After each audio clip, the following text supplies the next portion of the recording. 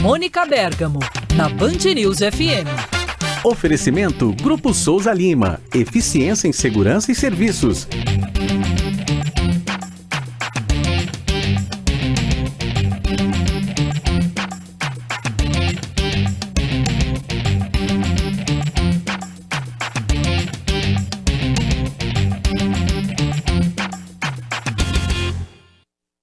Hora de conversar com Mônica Bergamo. O presidente Lula chegou a Brasília cantando "Estou de volta pro meu aconchego". E foi lá e encontrou a casa toda bagunçada. Ministro tretando com ministro tretando com base parlamentar. E a Mônica vai trazer esses bastidores pra gente. Bom dia, Mônica. Oi, Megali, bom dia a todos. Ô Megali, eu estava aqui vendo falar dos piores irmãos. Eu acho que, imagine o Lula com 3 mandatos presidenciais, ele poderia fazer os piores ministros do mundo, né? Quanta história o Lula não tem para contar, né? Antônio Palocci. E os ministros devem ter muitas histórias para contar. Fato é que eu estava conversando sobre esse fenômeno que eu vou contar aqui, e uma pessoa falou que a gente tinha se desacostumado nos últimos 4 anos com a política, né? E a política é isso, a política é a disputa por espaços, é a disputa por protagonismo, é a disputa por narrativas. Então nada mais natural do que você ter uma esplanada dos ministérios com ministros disputando espaços entre si, com um ministro que quer ir para o Supremo, outro que não quer ir para o Supremo, quem é que detona quem. E o que aconteceu? Quer dizer, o Lula voltou, ficou 6 dias fora, foi para Cuba, depois foi para os Estados Unidos, e estava sendo aguardado com muita expectativa, né, a volta dele, o retorno dele, porque quando o Lula sai, ele deixa um vazio e as disputas internas entre os ministros e deles com a base parlamentar se acirraram bastante, inclusive em temas econômicos, Megali. E o que acontece? O problema tem sido considerada essa coisa da ausência do Lula até um pouco crônica, porque entre agosto e setembro, eu contei lá no calendário, o Lula teve 45 dias com agenda de trabalho, inclusive alguns sábados e domingos. Em mais da metade desses dias, ele estava fora de Brasília, né? Ele foi para agendas no Nordeste, foi para agendas no Piauí, por exemplo, foi para agenda no Rio de Janeiro, depois viajou muitas vezes para fora do Brasil. Ele ficou 26 dias fora de Brasília e 19 despachando no Palácio do Planalto. Ok, é muito importante que um presidente brasileiro viaje pelo país, viaje para fora, era reunião de BRICS, reunião de G20, não tinha como, nem tem como ele não ir, né?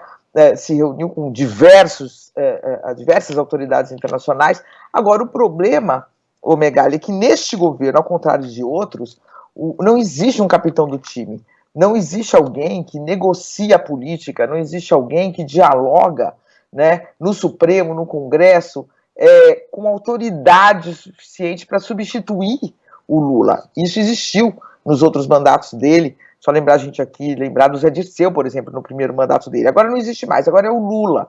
E toda e qualquer questão mais importante, a decisão é dele. Então, aprova-se algum projeto no Congresso com aumento de despesas. O ministro Fernando Haddad fica irritado, quer barrar, não quer autorizar aquela despesa.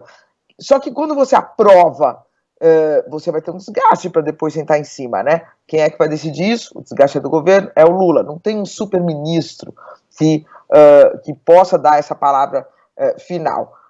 Então, tudo fica esperando o Lula. O presidente voltou, mas frustrou os que imaginavam que ele já interferiria em assuntos que geram mais atritos. Ele ficou descansando ontem o dia inteiro, porque estava muito cansado depois desses 6 dias de viagem. Então, uma das principais disputas, por exemplo, que está gerando uma confusão enorme entre ministros, é a que envolve a indicação para o Supremo Tribunal Federal, né? Ela envolve o ministro da Justiça, Flávio Dino, e setores do PT que se opõem à candidatura dele, né, e apoiam o advogado-geral da União, Jorge Messias, para a corte. Ontem foi tanta troca de farpas, o Megali, que o Messias foi ao Twitter para elogiar o Dino, para tentar diminuir a fervura que está envolvendo os dois e os apoiadores dos dois. E o Dino também mandou elogios de volta. A gente sabe que isso é muito aparência, que nos bastidores os dois estão se criticando mesmo fortemente, e é um tiroteio que se intensificou, né, e inclusive agora no Ministério da Justiça já começa uma confusão, porque se o Dino sair do Ministério da Justiça, quem vai substituir o Dino no Ministério da Justiça?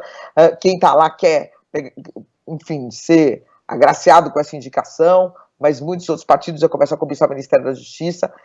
O ministro da Casa Civil também se estranha com o Dino, né? Foi publicado aqueles números do Fórum Brasileiro de Segurança Pública recentemente, por exemplo, revelaram um dado muito constrangedor para o Rui Costa, que é o ministro da Casa Civil, né, o de que a PM da Bahia, que o estado que ele governou, que elegeu o sucessor, que o PT comanda há muitas décadas, é o que mais mata, a PM é a que mais mata no Brasil, mas a violência lá no estado é enorme, ou seja, a polícia violenta não resolve absolutamente nada, e o PT tem esse título, né, de comandar um estado em que a polícia é a mais violenta do Brasil, é constrangedor para o partido, obviamente, que sempre defendeu o oposto, né, a civilidade do tratamento da polícia com as pessoas.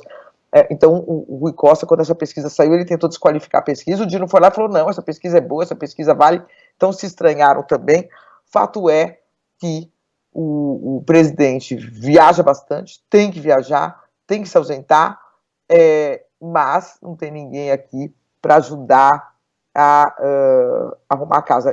Teve uma pessoa que usou essa figura de linguagem, né? Como se fosse essa imitação, é como se os pais saíssem para viajar, deixassem as crianças todas em casa, sem ninguém para cuidar, e sem ninguém com autoridade, e vira uma brigalhada, quando volta tem que consertar tudo.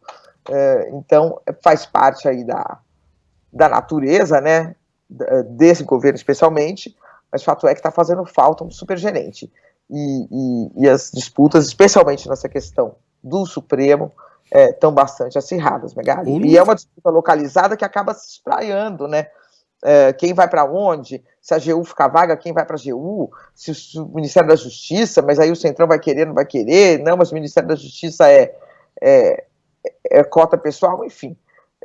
Se você tem alguém com uma autoridade política maior, as coisas não fervem a esse ponto, você baixa a temperatura antes, né, Megali? E quem sabe ficar mais no Brasil, né? E veja, eu não tô criticando as viagens, tá? Acho que é importante o presidente vender o país depois dos 4 anos do esgoto em que a gente se meteu, né? Dos 4 anos em que a gente se tornou um pária internacional.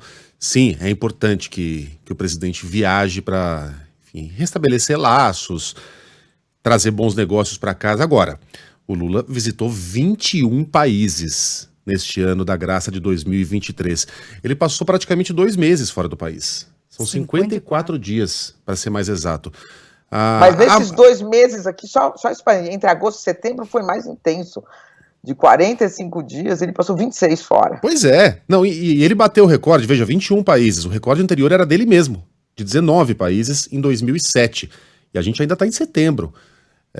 E isso faz diferença, né, Mônica? Quantas vezes a gente já falou aqui, não, Lula vai deixar para discutir a reforma ministerial quando voltar de Joanesburgo. Lula vai discutir o arcabouço fiscal quando voltar da Rússia. Vai quando voltar de não sei aonde. Então, as discussões estão sempre sendo empurradas para frente. E como você disse, a gente não tem um José Dirceu, né? Não tem o super-ministro que cuida de tudo. E ninguém tá com saudade do Dirceu aqui não, tá? Mas não há quem exerça essa função no lugar do presidente. Sim, no governo Dilma era o Palocci, o primeiro governo Dilma, você lembra disso? A própria Dilma tinha um pouco esse papel. No governo Fernando Henrique era o Sérgio Mota, que era ministro das Comunicações. É o cara que fala pelo presidente, é o cara que tem autoridade para dirimir conflitos, né? E essa figura, de fato, não existe mais, tá tudo no Lula. Parece um Lula mais desconfiado, sabe, delegando menos. É assim que nos relatam, né? Centralizando muito, e ao mesmo tempo que ele centraliza, eu estou aqui com a lista de quem ele se encontrou, é impressionante, né, Megali? O presidente da Índia, África do Sul, Estados Unidos, Turquia, França, Arábia Saudita, Países Baixos, Cuba, Suíça, Áustria, Alemanha, Noruega, Palestina, Ucrânia, Paraguai, além de jantar com empresários, além de se encontrar com Comissão Europeia, enfim, foi muito intensa, muito positiva a agenda, é isso que você falou, né? E o Alckmin não cumpre esse papel, né, Mônica? Definitivamente não é ele essa figura, né, de cumprir o papel aqui dentro, né, de garantir a arrumação da casa. ele não tem ele não tem essa liderança, né, Sheila? Hoje ninguém tem. A gente até estava falando com o interlocutor, falou, imagine o Rui Costa hoje ligando para o Haddad para dar uma bronca, entre aspas. O Haddad se liga na cara dele, né? Ou o Alckmin, na cara do Alckmin talvez não se desligue o telefone, porque ele é vice-presidente. Estou pegando o Rui Costa e Haddad como um exemplo aqui. Obviamente que não desliga na cara. Não você que acha haja que um atrito, né? o Alckmin vai ligar para o Flávio Dino e falar, Flávio, vamos maneirar? Não, Messias vai, Senhor Miyagi já diria que... Porque o Alckmin tá toda nessa vibe, né? Descoladinha agora. Ele tá. Bom, então tá.